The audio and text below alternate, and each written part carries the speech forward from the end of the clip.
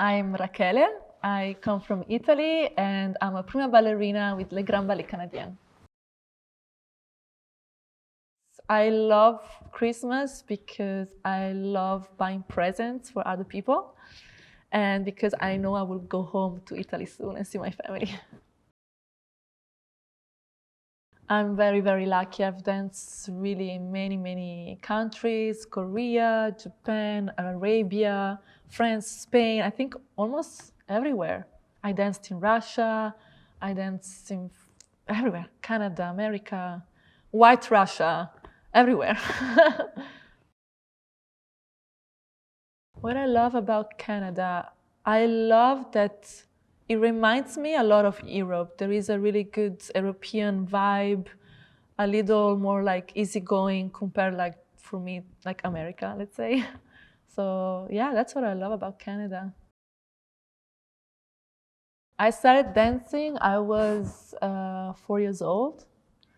And I didn't really like it at first because my mom sent me to ballet because I was hyperactive.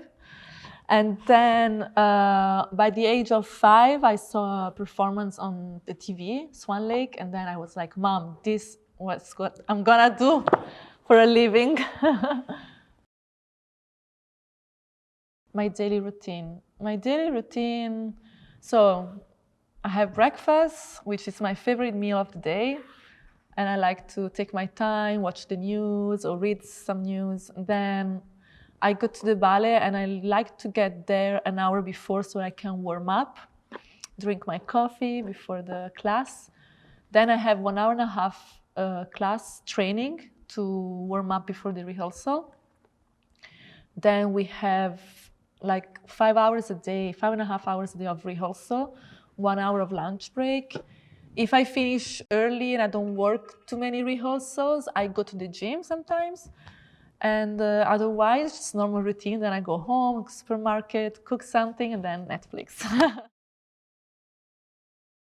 I would say what I was surprised about the ballet world is that I found it really hard to switch off from the role of a ballerina to a role of just being a normal human being.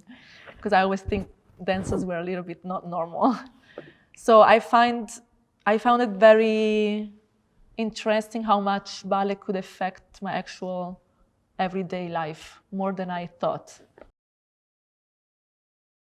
I mean, definitely sometimes I would love that people would take our profession more seriously, because sometimes it happened many times that they ask you, what's your job? And you say, I'm a ballerina. And they're like, oh, okay, but what's your real job? And they don't understand how hard and how much we sacrifice for this job.